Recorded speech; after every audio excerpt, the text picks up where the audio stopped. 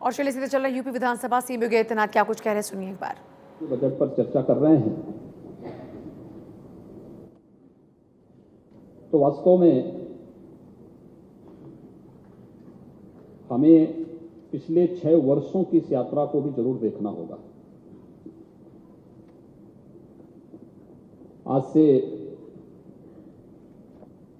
6 वर्ष पूर्व, लगभग 6 वर्ष पूर्व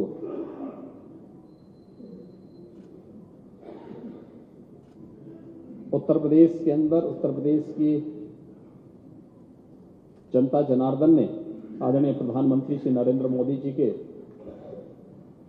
आह्वान पर सबका साथ, सबका विकास, सबका विश्वास और सबके प्रयास के इस मूल मंत्र को अंगीकार करते हुए उत्तर प्रदेश के अंदर सत्ता परिवर्तन करने का कार्य किया था। सत्ता परिवर्तन के फलस्वरूप 2017 से लेकर के 2022 इन 5 वर्षों तक सरकार ने सफलतापूर्वक प्रदेश के अंदर कार्य किया और जनता जनार्दन का फिर से आशीर्वाद प्राप्त हुआ। सरकार फिर से पूर्ण जनादेश प्राप्त करके आज अपना यहां पर बजट प्रस्तुत भी की। मैं धन्यवाद दूंगा अपने सहयोगी वित्त मंत्री श्री सुरेश खन्ना जी को, जिन्होंने उत्तर प्रदेश की 25 करोड़ जनता की भावनाओं को ध्यान में रख करके अपना बजट प्रस्तुत किया और प्रदेश के अंदर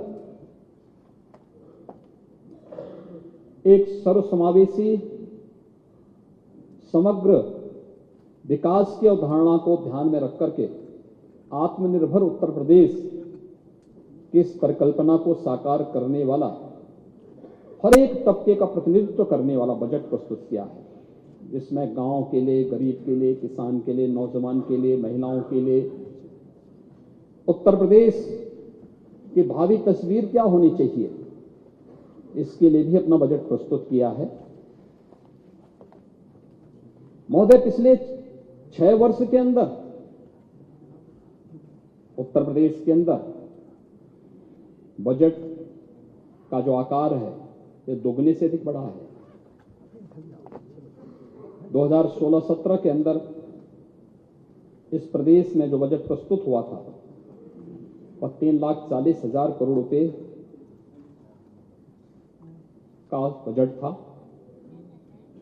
और जब मेरे सहयोगी वित्त मंत्री श्री सुरेश खन्ना जी ने सदन में बजट अपना प्रस्तुत किया 2023-24 का, तो उस बजट का आकार इस समय दोगुने से अधिक 6,90,000 करोड़ रुपए से अधिक का है। यह उत्तर प्रदेश के अर्थव्यवस्था के विस्तार को प्रस्तुत करता है। यह उत्तर प्रदेश के जीडीपी में हुई लगभग दुगनी विकास की यानी प्रगति को प्रस्तुत करता है। उत्तर प्रदेश के पर कैपिटा इनकम में हुई वृद्धि को भी प्रस्तुत करता है और उत्तर प्रदेश की जो यात्रा इस दौरान आगे बढ़ी है तो एक जन विश्वास पर आधारित एक यात्रा है, जहां पर हर एक तबके की अपनी जवाबदेही है। कोई अपनी जिम्मेदारी से नहीं भाग सकता। पूरी प्रतिबद्धता के साथ, पूरी जिम्मेदारी के साथ हर एक तबका अपनी अपनी जिम्मेदारियों का निर्वहन कर रहा है और उसके बाद परिणाम सबके सामने है। सरकार किस प्रकार की होनी चाहिए?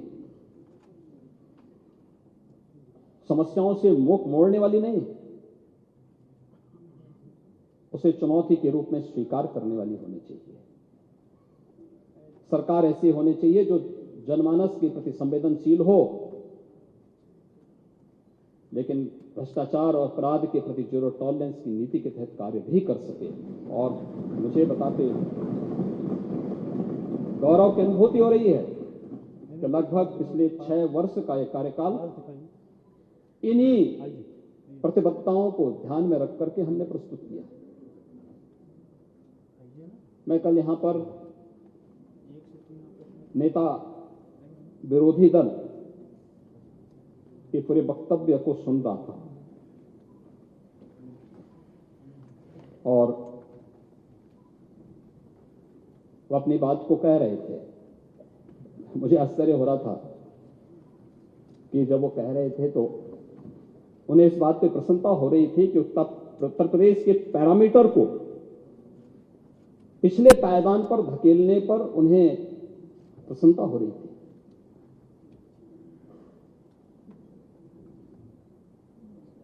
उत्तर प्रदेश पीछे क्यों भाग रहा था? सत्र के पहले हर एक क्षेत्र में पीछे क्यों जा रहा था? हम सब जानते हैं, हर व्यक्ति इस बात को जानता है, हर समस्या के 2 समाधान होते हैं। हर समस्या के 2 समाधान, भाग लो या भाग लो।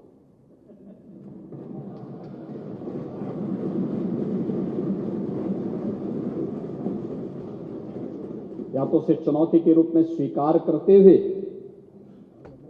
उसका सामना करो, उस प्रकार की कार्य योजना बनाओ और उसके समाधान के स्तर पर पहुंचाओ, जैसे कि 6 वर्ष के अंदर किया गया। और दूसरा है, जैसे नेता प्रतिपक्ष की सीट खाली है, भाग लो।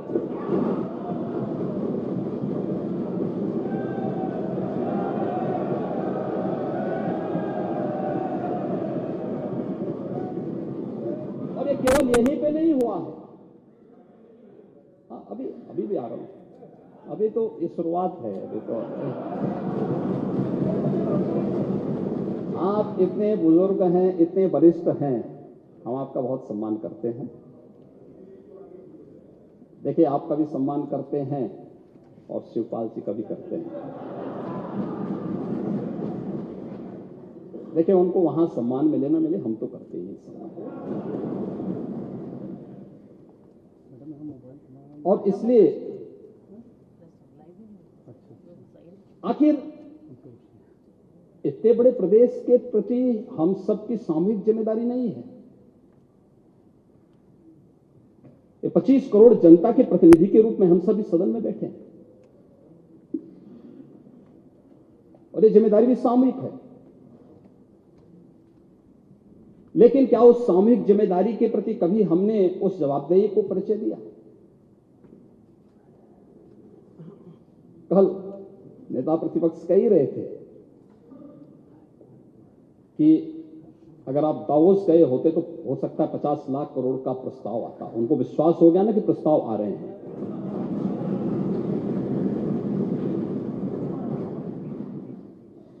लेकिन ये जो 33 से 35 लाख करोड़ रुपए के प्रस्ताव आए हैं, ये भी जन विश्वास और सरकार की क्रेडिबिलिटी का ही प्रतीक है। ये उसी का प्रतीक है। क्यों नहीं आता था 17 के पहले? और 2013 की उस वाकया को दुनिया थोड़े भूली होगी, जब कुंभ के बारे में एक प्रेजेंटेशन करने के लिए हार्वर्ड विश्वविद्यालय गए थे और चचा जान को जो है तलाशी से गुजरना पड़ा था। उसके बाद लोग विश्वविद्यालय ही नहीं पहुंच पाए। प्रदेश की क्या स्थिति हुई थी? हमने प्रदेश को कहां पहुंचाया था?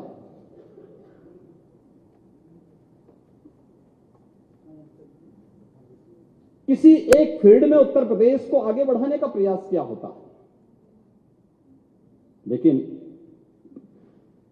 महोदय,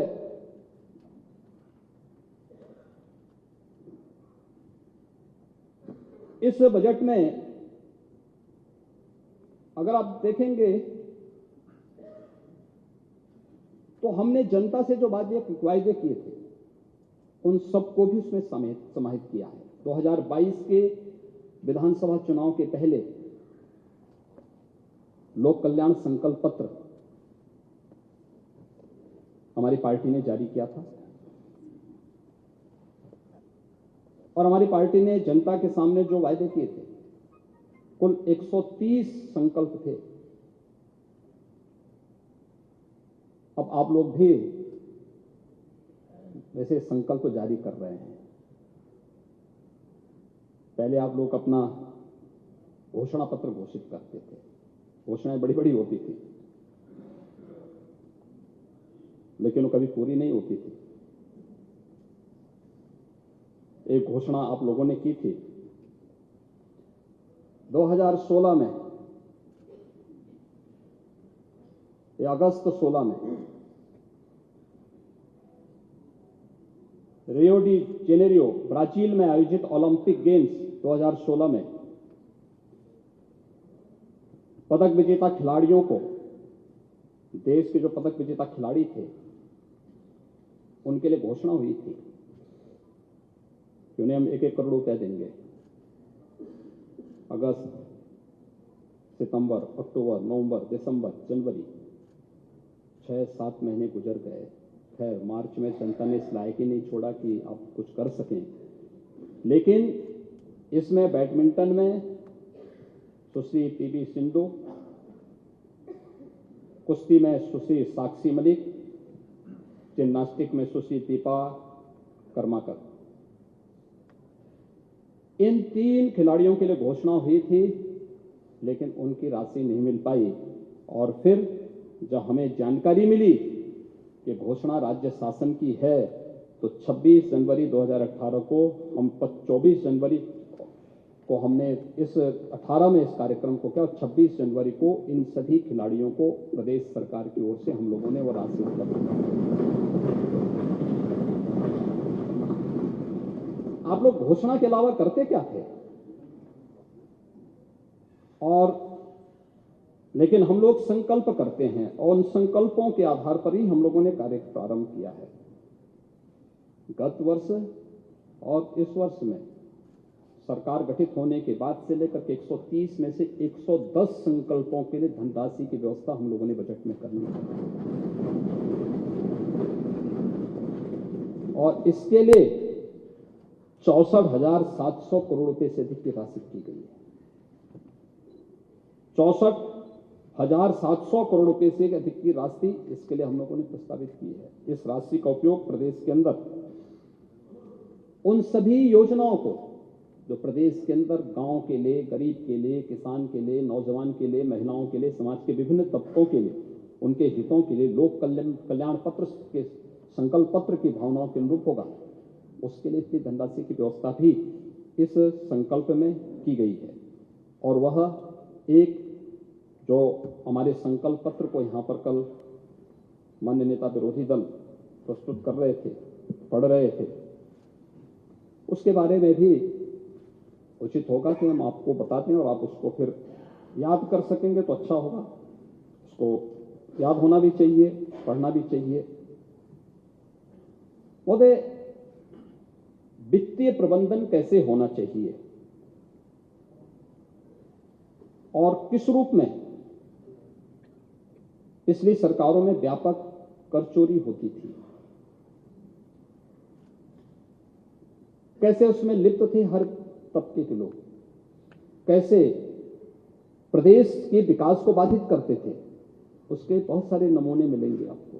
केक की रिपोर्ट में मिलेंगे, विभिन्न प्रकार की जो जांचें चल रही हैं उसमें भी मिलेंगे। एक है मेरे पास ईडा का, यमुना एक्सप्रेसवे अथॉरिटी,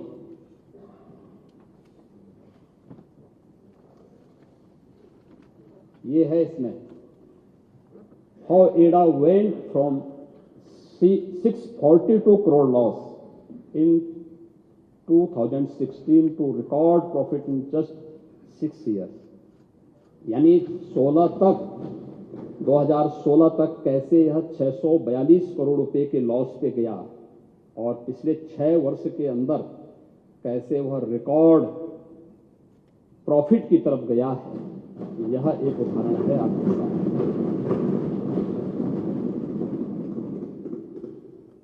क्या बात करते थे ये लोग, कहते थे कि साहब नोएडा कोई मुख्यमंत्री जाएगा तो दोबारा नहीं आ सकता है।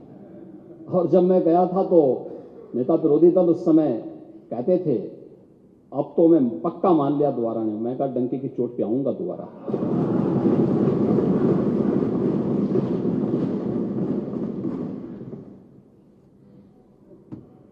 ये थोड़ा देखे होते ना तो मुझे लगता है ज्यादा आप लोगों को अच्छा लगता कि सरकार कैसे कार्य कर रही है और कैसे आप कर रहे थे।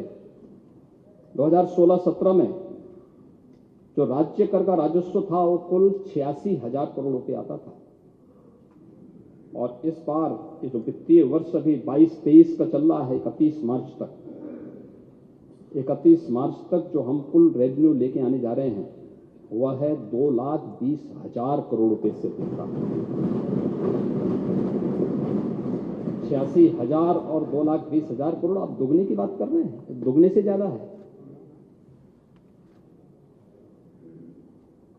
सेल टैक्स में जो आज जीएसटी के रूप में आया है, आपके समय में कुल 49,000 करोड़ रुपए से लेकर के 51,000 करोड़ रुपए आता था 16-17 में।